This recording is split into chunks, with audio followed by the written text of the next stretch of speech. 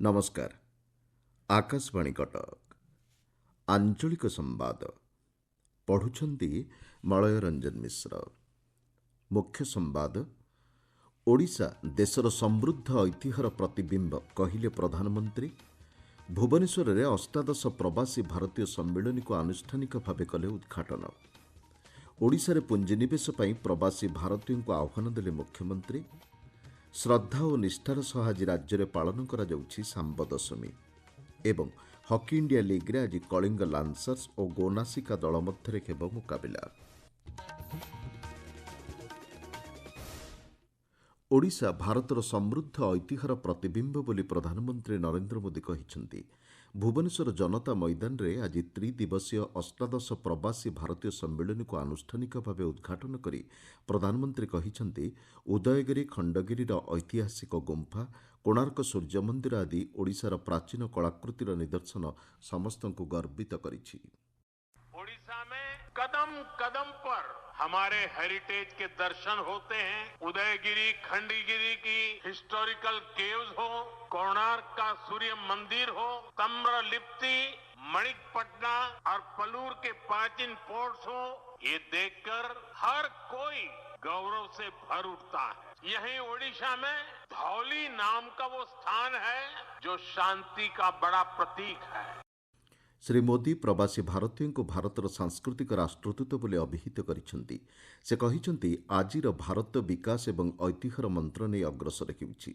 एथिरे प्रवासी भारतीयों को गुरुत्वपूर्ण भूमिका रहिछि। प्रधानमंत्री ए अवसर में प्रवासी भारतीयों को निज संस्कृति और इतिहास सहित जोड़ी हेबा पई आह्वान दैछंति। से कहिसेंति प्रवासी प्रत्येक प्रयास भारतर विकासर यात्रा को आहुरी सुदृढ़ करिब।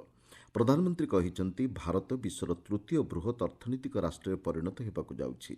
भारत विश्वबंधुर परिचय पाइछि। भारत विश्वर सबुठारु युव एवं दक्ष मानव संबल विशिष्ट देश में परिणत होइछि। केंद्र सरकार युवपीढ़ी दक्षता विकास उपरे विशेष गुरुत्व देउछंती।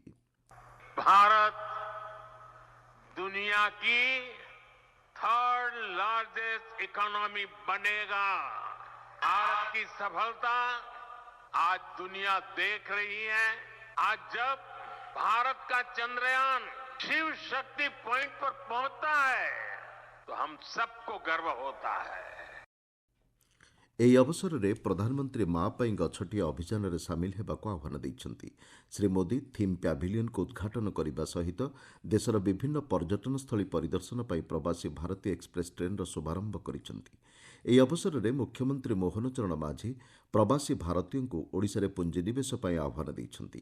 ସେ କହିଛନ୍ତି ଓଡ଼ିଶା ପ୍ରାକୃତିକ ସମ୍ପଦ, ଖଣିଜ ସମ୍ପଦ, କୃଷି ପ୍ରକ୍ରିୟାକରଣ ଏବଂ ନବୀକରଣ ଶକ୍ତି ଶିଳ୍ପ ସହ ବ୍ୟବସାୟ ପାଇଁ ପ୍ରକୃଷ୍ଟ ଗନ୍ତବ୍ୟସ୍ଥଳ। ଓଡ଼ିଶା ଏକ ନିବେଶ ଅନୁକୂଳ ରାଜ୍ୟ ମଧ୍ୟରୁ ଅନ୍ୟତମ ବୋଲି ମୁଖ୍ୟମନ୍ତ୍ରୀ କହିଛନ୍ତି। କାର୍ଯ୍ୟକ୍ରମରେ ତ୍ରିନିଦାଦ ତୋବାଗୋ ଗଣରାଜ୍ୟର ରାଷ୍ଟ୍ରପତି ଖ୍ରୀଷ୍ଟନ କାର୍ଲା କାଙ୍ଗାଲୁ ମୁଖ୍ୟ ଅତିଥି ଭାବରେ ଯୋଗ ଦେଇଥିଲେ। ଅନ୍ୟମାନଙ୍କ ମଧ୍ୟରେ ରାଜ୍ୟପାଳ ହରିବାବୁ କମ୍ବାମ୍ପାଟି, ମୁଖ୍ୟମନ୍ତ୍ରୀ ମୋହନ ଚରଣ ମାଝୀ, ବୈଦେଶିକ ବ୍ୟାପାର ମନ୍ତ୍ରୀ ଡକ୍ଟର ଏସ୍ ଜୟଶଙ୍କର, କେନ୍ଦ୍ରମନ୍ତ୍ରୀ ଜୁଏଲ ଓରାମ, ଧର୍ମେନ୍ଦ୍ର ପ୍ରଧାନ ଏବଂ ଅଶ୍ୱିନୀ ବୈଷ୍ଣବ ପ୍ରମୁଖ ଯୋଗ ଦେଇଥିଲେ। ରେଳ ସୂଚନା ଓ ପ୍ରସାରଣ ମନ୍ତ୍ରୀ ଅଶ୍ୱିନୀ ବୈଷ୍ଣବ ପ୍ରବାସୀ ଭାରତୀୟଙ୍କ ସହ ବିକଶିତ ଭାରତ 2047 ସମ୍ପର୍କରେ ଆଜି ଆଲୋଚନା କରିବେ। ଗତକାଲିଠାରୁ ଆରମ୍ଭ ହୋଇଥିବା ଏହି କାର୍ଯ୍ୟକ୍ରମର ଉଦ୍ଯାପନୀ ସମାରୋହରେ ଆସନ୍ତାକାଲି ରାଷ୍ଟ୍ରପତି ଦ୍ରୌପଦୀ ମୁର୍ମୁ ଯୋଗଦେବାର କାର୍ଯ୍ୟସୂଚୀ ରହିଛି। ରାଜ୍ୟର ବିଭିନ୍ନ ତୀର୍ଥସ୍ଥାନକୁ ବସ୍ ଚଳାଚଳ କରିବ ବୋଲି ବାଣିଜ୍ୟ ଓ ପରିବହନ ମନ୍ତ୍ରୀ ବିଭୂତିଭୂଷଣ ଜେନା ସୂଚନା ଦେଇଛନ୍ତି। ସେ କହିଛନ୍ତି ଉତ୍ତରପ୍ରଦେଶରେ ଅନୁଷ୍ଠିତ ହେବାକୁ ଥିବା ମହାକୁମ୍ଭମେଳା ପାଇଁ ଭୁବନେଶ୍ୱର, ବ୍ରହ୍ମପୁର, ଭବାନୀପାଟଣା ଏବଂ ସମ୍ବଲପୁରରୁ ବସ୍ ଚଳାଚଳ କରିବ। ଏହା ବ୍ୟତୀତ ଅନ୍ୟ ତୀର୍ଥସ୍ଥାନକୁ ମଧ୍ୟ ବସ୍ ଚଳାଚଳ କରିବ ବୋଲି ମନ୍ତ୍ରୀ କହିଛନ୍ତି। ରାଜ୍ୟ ଅର୍ଥନୀତି ଓ ପରିସଂଖ୍ୟାନ ନିର୍ଦ୍ଦେଶାଳୟ ପକ୍ଷରୁ କାର୍ଯ୍ୟକାରୀ ହେଉଥିବା ବିଭିନ୍ନ କାର୍ଯ୍ୟକ୍ରମର ଅଗ୍ରଗତି ସମ୍ପର୍କରେ ଭୁବନେଶ୍ୱରଠାରେ ରେଞ୍ଜ ସ୍ତରୀୟ ବୈଠକ ଅନୁଷ୍ଠିତ ହୋଇଛି। ନିର୍ଦ୍ଦେଶକ ଡକ୍ଟର ବିଜୟଭୂଷଣ ନନ୍ଦଙ୍କ ଅଧ୍ୟକ୍ଷତାରେ ଗତ 2 ଦିନ ଧରି ଅନୁଷ୍ଠିତ ଏହି ବୈଠକରେ ପରିସଂଖ୍ୟାନ ବ୍ୟବସ୍ଥାର ନିୟମିତ ତଦାରଖ ଉପରେ ଗୁରୁତ୍ୱ ଆରୋପ କରାଯାଇଛି।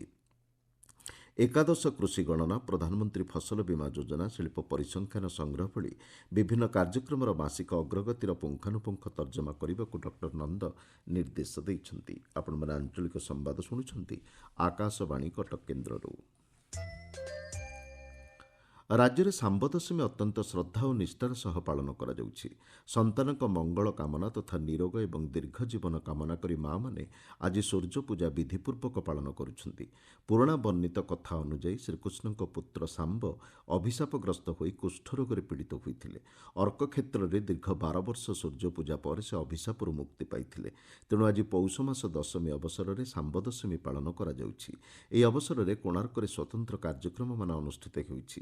ବିଭିନ୍ନ ଅନୁଷ୍ଠାନ ପକ୍ଷରୁ ଚନ୍ଦ୍ରଭାଗା ତୀର୍ଥକ୍ଷେତ୍ରରେ ସୂର୍ଯ୍ୟ ଆଳତୀ ସହ କୋଣାର୍କ ସୌର ମହାଯଜ୍ଞ ସହ ଚନ୍ଦ୍ରଭାଗା ପର୍ଯ୍ୟନ୍ତ ସୂର୍ଯ୍ୟ ରଥଯାତ୍ରା ଅନୁଷ୍ଠିତ ହୋଇଛି। ଆସନ୍ତା 27 ତାରିଖ ପର୍ଯ୍ୟନ୍ତ ଚନ୍ଦ୍ରଭାଗାଠାରେ ଏହି ରଥ ଅବସ୍ଥାପନ କରିବା ସହ 27 ନକ୍ଷତ୍ରରେ ପୂଜାବିଧି ସମ୍ପନ୍ନ କରାଯିବ। କୋଣାର୍କ ସୂର୍ଯ୍ୟ ମନ୍ଦିରରେ ଆଜି ପ୍ରବେଶ ଶୁଳ୍କ ଛାଡ଼ କରାଯାଇଛି। ଗଞ୍ଜାମ ଜିଲ୍ଲା ଦିଗପହଣ୍ଡି ବ୍ଲକ ଅନ୍ତର୍ଗତ ଘୋଡ଼ାହାଡ଼ ଡ୍ୟାମ୍ ଏବଂ ଏହା ନିକଟବର୍ତ୍ତୀ ଜଳାଶୟଗୁଡ଼ିକରେ 87ଟି କୁମ୍ଭୀର ଥିବା ଜଣାପଡ଼ିଛି। ବନ ବିଭାଗ ପକ୍ଷରୁ ମିଳିଥିବା ସୂଚନା ଅନୁଯାୟୀ ଘୋଡ଼ାହାଡ଼ ଡ୍ୟାମ୍ରେ 56ଟି କୁମ୍ଭୀର ଥିବାବେଳେ ନିକଟବର୍ତ୍ତୀ 17ଟି ଜଳାଶୟରେ 31ଟି କୁମ୍ଭୀର ଅଛନ୍ତି। ଗତବର୍ଷ କୁମ୍ଭୀର ସଂଖ୍ୟା 84 ରହିଥିଲା। ବ୍ରହ୍ମପୁର ବନଖଣ୍ଡ ପକ୍ଷରୁ କୁମ୍ଭୀର ଗଣନା ପାଇଁ 3ଟି ଟିମ୍ ନିୟୋଜିତ ହୋଇଥିଲେ। ଶହୀଦ ବିପ୍ଳବୀ ଚାକ୍ଷିଖୁଣ୍ଟିଆଙ୍କ 203ତମ ଜୟନ୍ତୀ ଆଜି ପାଳିତ ହେଉଛି।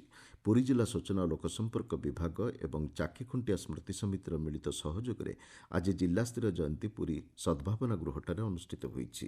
ଅତିରିକ୍ତ ଜିଲ୍ଲାପାଳ ଶରତ ଚନ୍ଦ୍ର ବେହେରାଙ୍କ ପୌରୋହିତ୍ୟରେ ଅନୁଷ୍ଠିତ ଏହି କାର୍ଯ୍ୟକ୍ରମରେ ଚାକ୍ଷିଖୁଣ୍ଟିଆଙ୍କ ଜୀବନାଦର୍ଶ ଉପରେ ଆଲୋଚନା ହୋଇଥିଲା। ଏହି ଅବସରରେ ଅନୁଷ୍ଠିତ ବିଭିନ୍ନ ପ୍ରତିଯୋଗିତାର କୃତୀ ପ୍ରତିଯୋଗୀଙ୍କୁ ପୁରସ୍କୃତ କରାଯାଇଛି। କୋରାପୁଟ ଶହୀଦ ଲକ୍ଷ୍ମଣ ନାୟକ ଭେଷଜ ମହାବିଦ୍ୟାଳୟ ପରିସରରେ ଭିନ୍ନକ୍ଷମଙ୍କ ଅଧିକାର ଆଇନ 2016 ସଂକ୍ରାନ୍ତ ଏକ କର୍ମଶାଳା ଅନୁଷ୍ଠିତ ହୋଇଛି। ଭିନ୍ନକ୍ଷମଙ୍କ ସୁରକ୍ଷା, ଅଧିକାର ଏବଂ ଆଇନର ବିଭିନ୍ନ ଦିଗ ସମ୍ପର୍କରେ ଏହି କର୍ମଶାଳାରେ ଆଲୋଚନା ହୋଇଥିଲା। ଜିଲ୍ଲାର 14ଟି ବ୍ଲକ ଏବଂ 4ଟି ପୌରପାଳିକାର 90 ଜଣ ଦିବ୍ୟାଙ୍ଗ ଏହି କର୍ମଶାଳାରେ ଯୋଗ ଦେଇଥିଲେ। ସୁବର୍ଣ୍ଣ ଲୋକମହୋତ୍ସବ ପାଳନ ଅବସରରେ ଜାତୀୟ ଶିକ୍ଷାନୀତି 2020 ଓ ଉଚ୍ଚଶିକ୍ଷା ଶୀର୍ଷକ ଏକ ଆଲୋଚନାଚକ୍ର ଆଜି ଅନୁଷ୍ଠିତ ହୋଇଛି। ସୁବର୍ଣ୍ଣପୁର ଜିଲ୍ଲା ସଂସ୍କୃତି ପରିଷଦ ତଥା ଜିଲ୍ଲା ପ୍ରଶାସନ ପକ୍ଷରୁ ଆୟୋଜିତ ଏହି ଆଲୋଚନାଚକ୍ରରେ ବିଶିଷ୍ଟ ଶିକ୍ଷାବିତ୍ ଡକ୍ଟର କେଦାରନାଥ ମିଶ୍ର, ଗଙ୍ଗାଧର ମେହେର ବିଶ୍ୱବିଦ୍ୟାଳୟର ଉପସଚିବ ଡକ୍ଟର ଉମାଚରଣ ପତି ପ୍ରମୁଖ ଯୋଗଦେଇ ଜାତୀୟ ଶିକ୍ଷାନୀତିର ମୌଳିକତା ଏବଂ ଏହାର ବିଭିନ୍ନ ଦିଗ ଉପରେ ଆଲୋକପାତ କରିଥିଲେ। ହକି ଇଣ୍ଡିଆ ଲିଗ୍ ପ୍ରତିଯୋଗିତାରେ ଆଜି କଳିଙ୍ଗ ଲାନ୍ସର୍ସ ଏବଂ ଗୋ ନାସିକା ହକି ଦଳ ମଧ୍ୟରେ ରାଉରକେଲା ବିର୍ସାମୁଣ୍ଡା ଆନ୍ତର୍ଜାତିକ ହକି ଷ୍ଟାଡିୟମ୍ଠାରେ ମୁକାବିଲା ହେବ।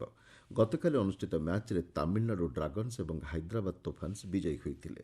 ପ୍ରଥମ ମ୍ୟାଚ୍ରେ ତାମିଲନାଡୁ ଡ୍ରାଗନ୍ସ ଗୋ ନାସିକାକୁ 6-5 ଗୋଲ୍ରେ ପରାସ୍ତ କରିଥିବା ବେଳେ ହାଇଦ୍ରାବାଦ ତୋଫାନ୍ସ ୟୁପି ରୁଦ୍ରାସ ବିପକ୍ଷରେ 3-0 ଗୋଲ୍ରେ ବିଜୟୀ ହୋଇଥିଲା। ହକି ଇଣ୍ଡିଆ ଆନୁକୂଲ୍ୟରେ ରାଉରକେଲା ଏବଂ ରାଞ୍ଚିରେ ଚାଲିଥିବା ହକି ଇଣ୍ଡିଆ ଲିଗ୍ 2024-25ର ପୁରସ୍କାର ରାଶି ବୃଦ୍ଧି କରାଯାଇଛି। ପ୍ରତିଯୋଗିତାରେ ପୁରୁଷ ଏବଂ ମହିଳା ବର୍ଗରେ ମୋଟ 10 କୋଟି ଟଙ୍କା ପୁରସ୍କାର ପ୍ରଦାନ କରାଯିବ। ପୁରୁଷ ବର୍ଗ ଚାମ୍ପିୟନ୍ ଦଳକୁ 3 କୋଟି ଏବଂ ମହିଳା ବର୍ଗ ଚାମ୍ପିୟନ୍ ଦଳକୁ 1 କୋଟି 25 ଲକ୍ଷ ଟଙ୍କା ପୁରସ୍କାର ରାଶି ପ୍ରଦାନ କରାଯିବ ନେଇ ହକି ଇଣ୍ଡିଆ ସଭାପତି ଦିଲ୍ଲୀପ ତିର୍କେ ସୂଚନା ଦେଇଛନ୍ତି।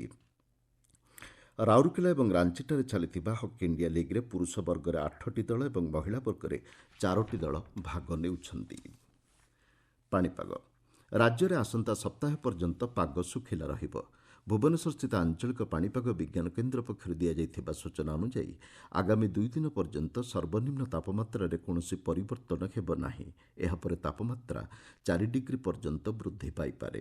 ଆସନ୍ତା 2 ଦିନ ପର୍ଯ୍ୟନ୍ତ ଘନ କୁହୁଡ଼ି ନେଇ ସୁନ୍ଦରଗଡ଼, କନ୍ଧମାଳ ଏବଂ କୋରାପୁଟ ଜିଲ୍ଲାକୁ ସତର୍କ ସୂଚନା ଜାରି କରାଯାଇଛି।